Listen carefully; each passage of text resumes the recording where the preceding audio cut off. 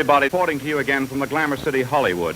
And over the last 10 years, banks have really staffed up a lot of employees to try to sift through data, try to be compliant with regulations, report suspicious activity. And if we are going to move a step forward and not only just be compliant, but actually catch criminals, we need to start automate a lot of that manual processes that happen today, such as data gathering about customers. We can get machines to stitch together that data and give better context, and then humans can do more the investigative part, etc.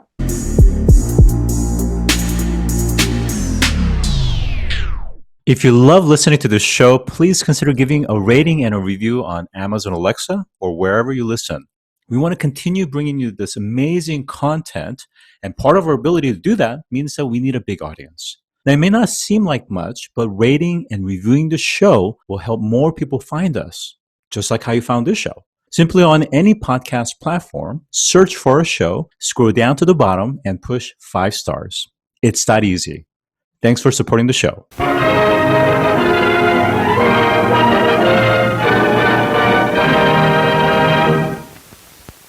Today, I'm joined by Marit Rødevand, co-founder and CEO of Strise. Welcome to the show today. Thank you, and thank you so much for having me. Can you outline the scale of global money laundering? Money laundering, it's a global problem, and it's quite hard to make an estimate, but some estimations say that it's between 2 to 5% of the total GDP that is being laundered every year. And if you amount that up, that is a quite high number. And I think everyone agrees that it would be more beneficial to society if we got that money into the clean economy. And that would be better for everyone. You know, one of the things that I remember hearing about years ago is if we could just address some of the corruption, fraud, money laundering, that we could pretty much address some of the biggest issues that are facing humanity, from climate change to everything else. Now, I think that's true. Now, with that said, of course, a little bit of historical backdrop. In Europe, and particularly Germany, there was a startup called Wirecard, which was a payment processing startup that was being used actually by Russia to facilitate fraud, money laundering, paying for military arms and their terrorist groups, essentially. And it was a massive embarrassment that was once touted as the darling of German fintech. Now, of course, we continue to see large-scale money laundering across Europe, and now, of course, it's further being used on the crypto side for financial crime, as well as just hiding money from the oligarchs to the kleptocrats. How are these criminals evading authorities when it comes to money laundering? So there are many different ways and there are many different aspects, but I could give you a very specific example because this week I was in Sweden at a big money laundering conference, and the government, or someone from the financial crime police, they presented a case, and that is that the VAT system in Europe is under attack by organized criminals. So you set up companies all across Europe that do trade with each other. Most of it is just fraudulent type of trades, and you set yourself up so you get a big VAT refund from the government. So in total, you estimate that this is 80 billion euros every year, and that is in cash paid out in VAT refunds. And in Sweden, they showed us this crazy example where 3 iPhone refurbishment companies, like secondhand iPhone and fixing iPhones, had set up this ring, and they got $6 million cash out, this one group. And that is just VAT fraud. And then you have sanctions evasion, you have outright fraud, then you have money laundering from criminal activity. So in total, it's just so much, and it's just hiding in plain open. And it's a lot through network of businesses in particular. Now, of course, as we know, some of the bigger things that's moving from a geopolitical aspect is the Ukraine-Russia conflict. And with that, there's been not only sanctions, but also movement of money, both in terms of supporting the war efforts, certainly on the Russia side. Can you talk about how they're evading some of these things? You talked about some of the complexities or the sophistication of shell companies and movements of money via what appears to be legitimate businesses. How are certain actors supporting war efforts? So we run also a podcast called The Laundry, and we had the Financial Times on, who talked about a very specific case. And that was about a chip manufacturer in France who then obviously could not sell their chips anymore to Russia. And they set up just intermediary companies in Europe. So it looked like you were doing business with someone in the UAE, but in fact, the goods was just transported into Russia. So again, you set up an intricate web of businesses, you make it look legitimate, but in fact, the goods go somewhere else. That is just one very, very regular method. Or you just use intermediary countries that are still doing trade with Russia. Now, that's a really interesting point, and we're going to get into what Strise does in just a second. But can you talk about some of the hubs where it's kind of notorious for some of these activities, whether that could be London, whether that could be UAE, for example, Dubai, for instance? What are the cities that are kind of ripe for some of these cross-border money laundering activities?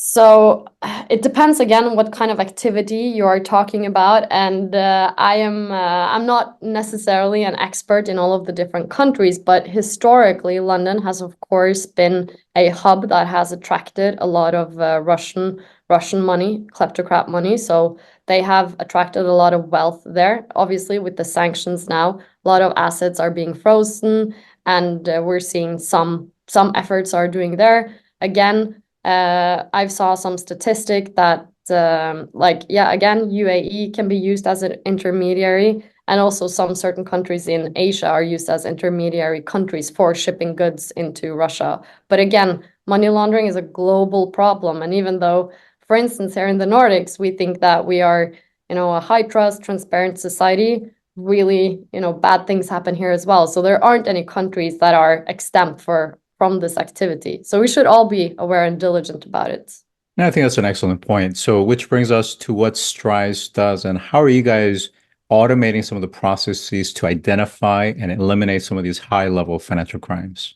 So at Strise, we are building what we call the AML automation cloud, and we are building out a data layer based on graph technology, AI, where you try to piece together a lot of the data points that is required for banks who are then they are under a lot of legislation to then to monitor customers and report illegal activities. And over the last 10 years, banks have really staffed up a lot of employees to try to sift through data, try to be compliant with regulations, report suspicious activity. And if we are going to move a step forward and not only just be compliant, but actually catch criminals, we need to start automate a lot of that manual processes that happen today, such as data gathering about customers. We can get machines to stitch together that data and give better context, and then humans can do more the investigative part, etc. So with Strise, the AML automation cloud is very focused towards banks. We work with around 40 banks today, and again, it's about bringing those data pieces together, give contextual insights, and automate a lot of AML processes, such as onboarding customers, monitoring customers, and so forth. Now, of course, when we talk about narrow artificial intelligence, the data model and training is going to be absolutely critical. So my understanding is that you had initially worked with about 600,000 entities in Scandinavia. Now you've actually expanded that to about 1 billion international entities and 11 million private individuals. Talk to us about the volume of data, but not just volume, but the variety, the velocity and the variability aspects, and how that actually helps enrich the algorithm so that you're actually looking for the right patterns. So about those data points, I think it's moving so fast now, so I don't have the latest number accurately in my head, but I think it's a substantial amount. But for instance, if you are a organized criminal gang who want to set up a lot of businesses and you want a bank account because you want to be within the legitimate banking system, a bank is required then to find out, what is this company? Who are the owners? What are their history? Are there any sanctions related to this network? Are there any politically exposed people? Are there any bankruptcy history? What are the financials? all these things, and all this lives different places, and then putting it all together to give a holistic view is something that you do with humans today, but a computer should do. When it comes to fraud, there are a lot of data points as well. For instance, where is this, if someone tries to call you, where is this person calling from? Is it a new SIM card? Is it an old SIM card? Is it someone that this person regularly contacts? Like, all these data points needs to be stitched together so that we have a holistic view of the ongoing activity. Is the transaction, is it a normal pattern? Is it not? And again, back to my point on businesses, it's quite hard. What is a normal pattern for a business? It's large volumes of money, lots of transactions, all these things. So it's quite hard to spot suspicious businesses. So one of the things I think we said early on is that the entities, organizations that are involved in some of these fraud and money laundering activities tend to be fairly sophisticated, and they're very well capitalized, and they probably have white-collar professionals actually working on their side.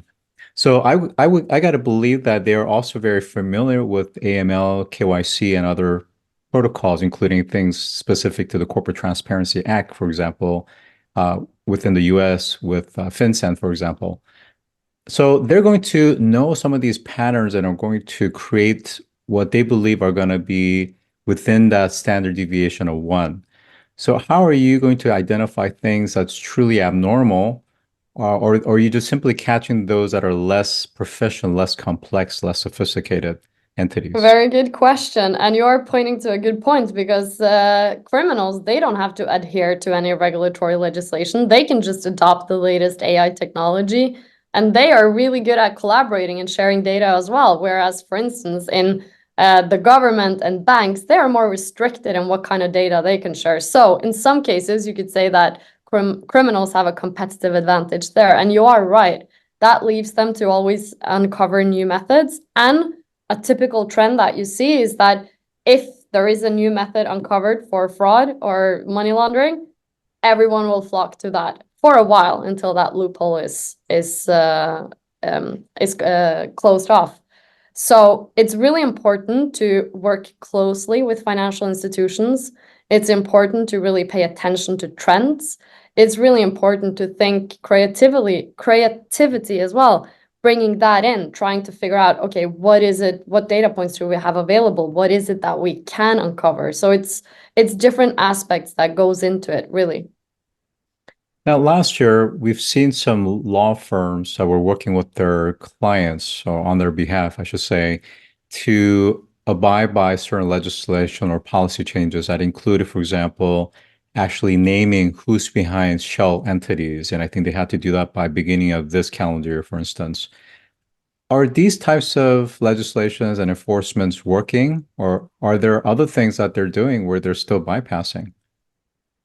So there's a lot of areas in the world today where you can register businesses and you don't have to disclaim who is behind it, who are the owners are.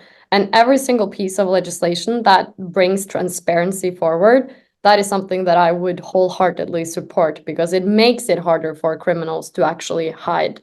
But again, if everything became transparent, I'm sure criminals then would find a new way to, you have straw men, you get someone to look as the owner where you control them. It could be your spouse or your brother or someone else.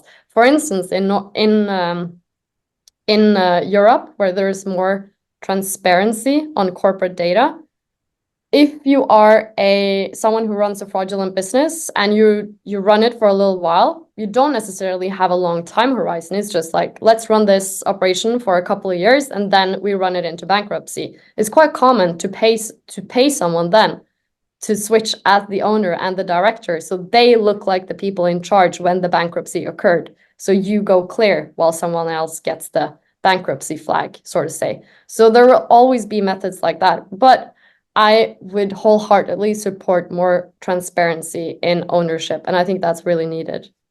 Okay, let's talk about more firm-specific aspects. There are many startups that are addressing the AML, KYC, this whole area, and it's been like that for 10, 15 years.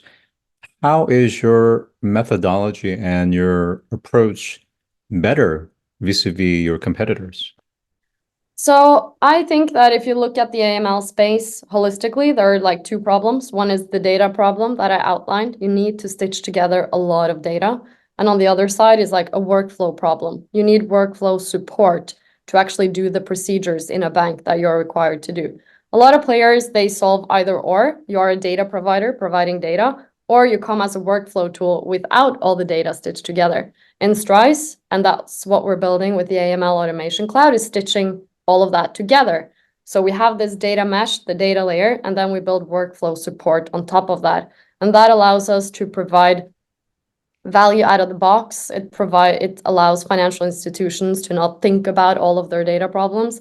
It allows us to just build better products. So I would say that one, that is what makes us unique in some aspect. And then as well, one thing I've observed in the space is that if you come from the, let's say, tech VC SaaS world, you tend to build a product for fintechs, and it's quite different to sell to a fintech than a bank.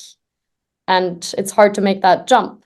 And if you come from, let's say, the banking side, the AML side, it's quite hard to build a brand that cuts through the noise. As you point out, there are a lot of players in this field. And I think we have kind of cracked that code of offering a solution that stands out in the banking segment. Yeah, I think you make actually an excellent point. I used to work with Pfizer, for example, and of course, Pfizer and FIS handle a lot of the middle and back office transactions support for banking and transactions. So, do you foresee that your type of capability could be inserted into some of these kind of the middle and back office operations? Or do you think it's really more of a standalone sale and that is a sufficient way for you guys to proceed as a business entity? I see that the processes that we automate are much more of the back office processes, and we are becoming a core system of those who work with like the AML teams who then both log into Strise every day or integrate our APIs into connected tighter into some of their other core systems. So yeah, I'm not sure that answered your questions, but yeah, I think we're becoming more of a core system, and that's where we want to play as well. Yeah, agreed. Now let's talk about cryptocurrencies. The irony, of course, is cryptocurrencies are supposed to be based on blockchain and public ledgers. And so you should actually be able to see what is actually being created with every block and gets corroborated and validated. And there's proof of stake, proof of work, let's say. Yeah, that would be the ideal world, but yeah. But that's not the case. And so we have these secret wallets or wallets with IP addresses, and we don't know who's behind it, and they're moving things. And there's actually fungibility or transference to different types of stable coins, different coins, and different exchanges. Tell us about that complex world and how these criminals are using cryptocurrencies to move money and steal money. So, for example, North Korea, we know for sure, have been stealing and hacking lots of cryptocurrencies over the years. But how are they actually being able to use that in a way that can actually give them economic advantage? Yeah, well, exactly like you point out with the hidden wallets and all these things. And I mean, it's hard not to, when you work in this field of financial crime prevention, it's hard to kind of look the other way and be a very crypto optimist because you see all these bad use cases. For instance, we had a Financial Times, spoke to a Financial Times journalist, and he said that, for instance, that crypto is part of fueling the fentanyl crisis in the US because it's paid, the chemicals that comes from China are paid in cryptocurrencies. And as you point out, the Lazarus Eyes, North Korea, they are hacking and stealing a lot of money through crypto in crypto to sustain their nuclear power, and they are a geopolitical enemy of ours. So I think at some point we need to take a standpoint as well. Like, okay, what do we think the benefits outweigh the negatives? Sanctions evasions through crypto wallets has been a recurring theme in Europe as well. So there's a little bit a new spring in crypto right now. There are good forces trying to make it less of the wild, wild west and ensure that it adheres to new regulations and so forth. But I think I'll remain a skeptic until I see some more proof that the information is public and verifiable, and it is used for good and not to fuel criminal activity. Now, of course, when we talk about banking transactions, for the most part, we're not really talking about these spot, Bitcoin ETFs or even, specific cryptocurrency exchange transactions. So how do you actually play in that space, or if you do at all? And then let's also talk about some of the new capabilities that's been launched, such as straight-through processing, as well as the perpetual KYC solution. Yeah, so we don't play in the crypto space at all. There's more than enough to do in call it the regular banking space for now. But yeah, one product that we have launched is straight-through processing, which again gives banks ability to automate a lot of their customer onboarding and customer monitoring. Because while there are a lot of shady players, there are, of course, a lot of legitimate businesses as well that just needs access to a bank account fast and access to bank account products fast. They shouldn't wait weeks and weeks and weeks to open a bank account. So we have built this product that makes it much easier to onboard the legitimate businesses that are free of risk signals, whereas if there are the slightest sign of misconduct, it goes to a human handler who then kind of goes through it. So we've seen some great results with that, and doing it at scale as well, onboarding millions of both private individuals and businesses. So really proud of bringing that innovation to the market, because it is crazy to spend weeks as a business waiting to open a bank account. It shouldn't be necessary in this day and age. Now, one of the things that we kind of touched on, but we didn't actually address very specifically, is that because the different domiciles have different regulations, different regulatory authorities and agencies, and just different way of doing business, the set of algorithms or the models and the risk measurements or the metrics that you're looking at, are they valid across different regions, whether it's EU, whether it's UK, North America, and particularly the US, for example, and other parts of the world? So we are currently a European player, and although of course world domination in AML is definitely where we want to go, but in Europe, luckily, it is a more coherent European legislation around this. And again, back to my point about what does the future of AML look like? Today, it is long implementation projects, customizable projects. So whenever you get a regulatory change, if it's country specific or Europe-wide, it's like a long IT project. Again, you need in with developers. It costs a lot of money, takes a lot of time to change the underlying IT systems. But with Strise, having that data layer available, having very customizable workflows on top, whenever there is a regulatory change, you can go in and just do it yourself in like a no-code setup and make it compliant to not even a regulatory change, but if it's just a change in risk appetite from the bank side. So I think that is very much the future as well. If you think about the cost that has gone into some of these AML projects, it makes the fines look bleak. So that should, I think that is also something to think about. Now, my last comment has to do with, let's say, some parallelism to cybersecurity. So over the last, let's say, several decades, billions of venture capital and other private money has gone into cybersecurity, yet we haven't really cracked it in many ways. And of course, when I say cybersecurity, there's many different aspects of that. And I wonder, with AML, we're going to make any difference whatsoever. I mentioned at the beginning Wirecard as an example, where they even used, I believe, debit cards or gift cards to make purchases of large transactions to support wars and guerrilla wars throughout Africa and other parts of the world. And given the fact that the bad guys are very sophisticated, very well economically endowed, they're going to be also applying different forms of AI. Is just a race that just really we won't actually get a true strategic advantage in the long term?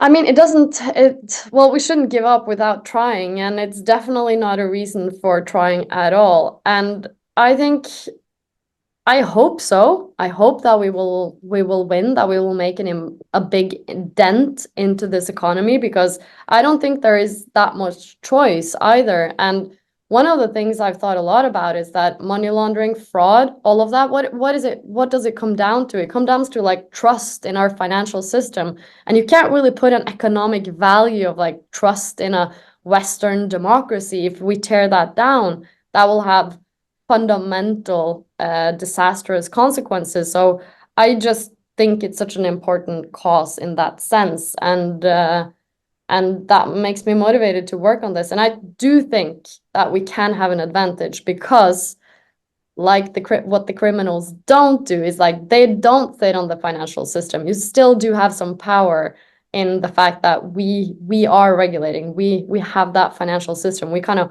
own the rails the money run on. So I think there is some advantage as well. Excellent. So with that, I have been joined by Marit Rødevand, CEO of Strise. Thanks for joining today. Thank you. Thank you so much for having me. If you've enjoyed this episode, take a moment to rate our show on any podcast platform that you listen to. Scroll down to the bottom and push 5 stars. It's that easy. And as always, thanks for listening.